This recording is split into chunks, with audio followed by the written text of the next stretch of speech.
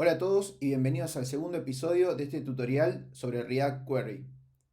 En este episodio vamos a estar haciendo el setup de una aplicación de React para utilizar React Query y vamos a realizar llamadas al servidor de la manera convencional utilizando useState y React Hook, como mencionamos en el primer episodio, y luego nos vamos a mover a React Query para poder observar en tiempo real cómo esta librería mejora la experiencia de desarrollo y hace que nuestro código sea más consistente a lo largo de todo el proyecto. Bien, para arrancar, lo primero que tenemos que hacer es crear un proyecto de React. Para eso vamos a correr el comando en bit, vamos a utilizar el template de React y vamos a llamar al proyecto React Query. Le damos Enter, vamos a crear un proyecto de React. Vamos a utilizar simplemente JavaScript para este proyecto. Y bien, ya lo tenemos creado. Ahora lo que vamos a hacer es movernos a la carpeta React Query y vamos a abrir VS Code.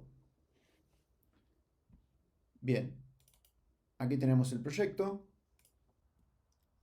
Bien, para este proyecto necesitamos instalar dos librerías. La primera es React Query. Entonces instalamos React Query. Y la segunda es JSON Server.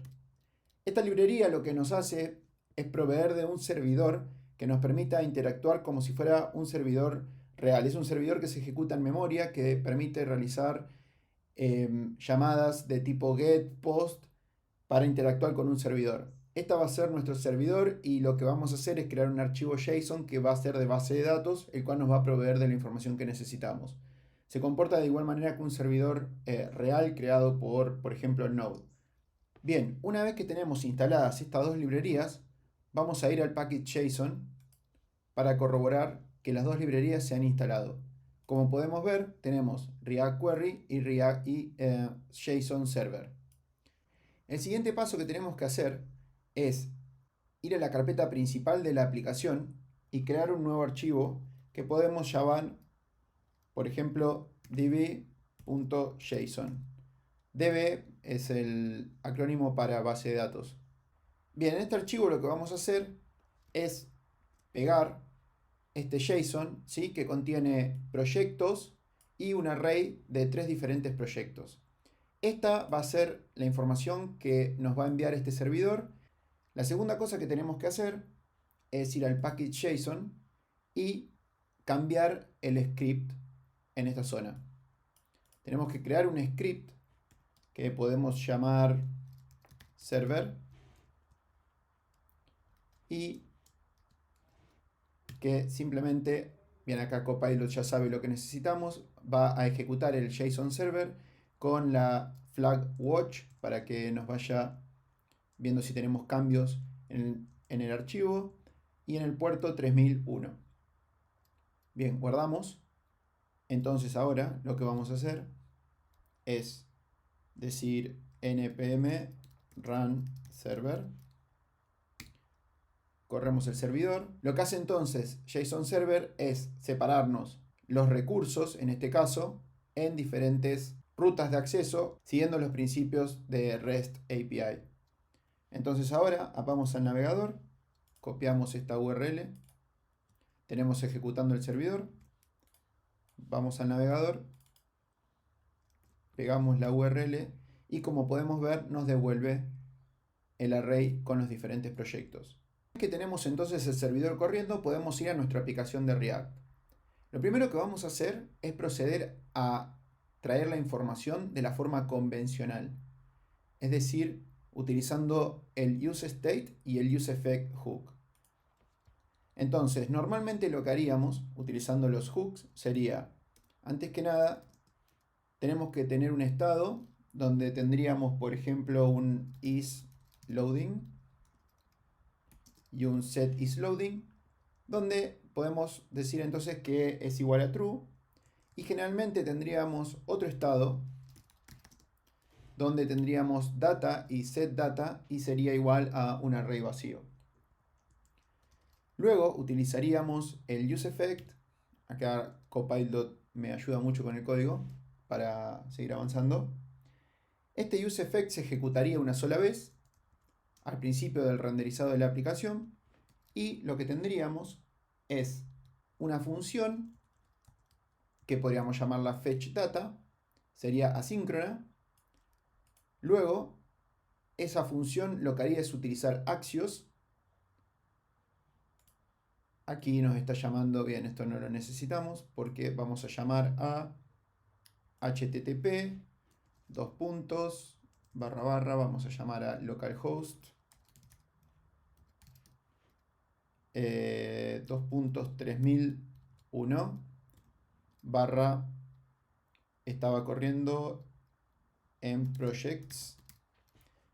Esto recuerden que está provisto por JSON Server. Esto nos devolvería un objeto con la información y setearíamos el loading a false. Ahora bien, esta parte no está considerando uno de los casos, que es que podamos tener un error, ¿sí? Entonces, para hacer esto de manera más correcta, lo que tendríamos que hacer es tener un try catch block aquí. Tendríamos que mover esta función al try, ¿sí? Tendríamos el set false.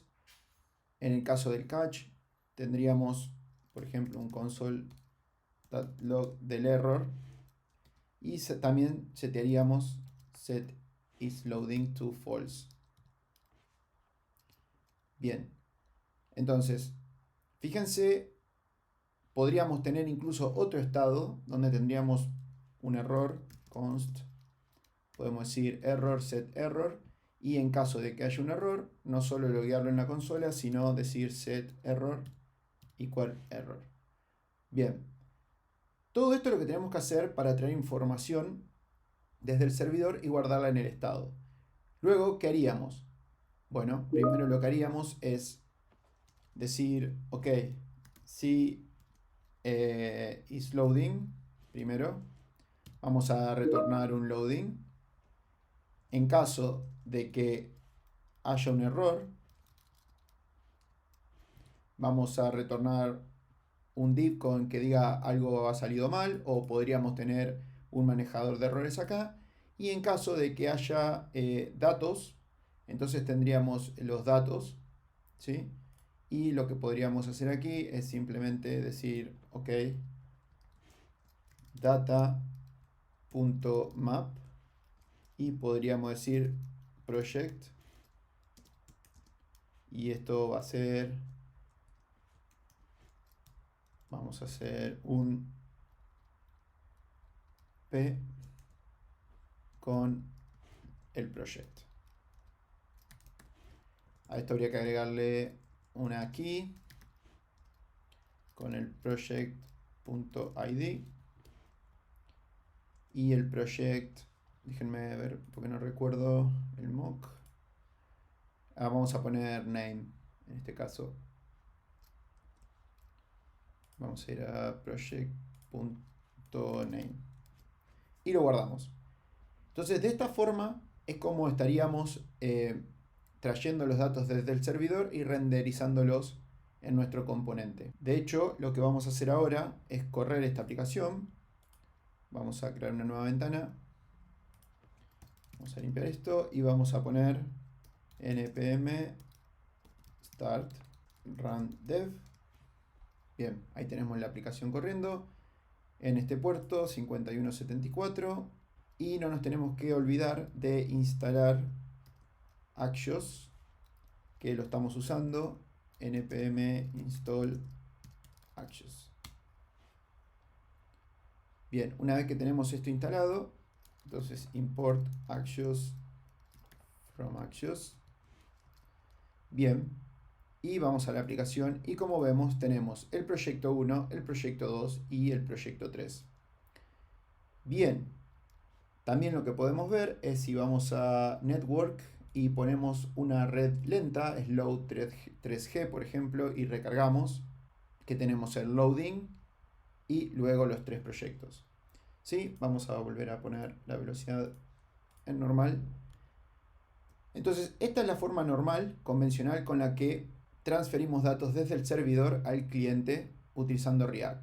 Ahora, imagínense que tenemos que realizar varias llamadas al servidor, ¿sí? Y manejar estos diferentes estados a través de toda la aplicación. Esto se vuelve un poco verboso y bastante difícil de mantener. Entonces, para eso es que vamos a reemplazar todo esto y todo el useEffect utilizando React Query. Vamos a ver esto en el próximo capítulo.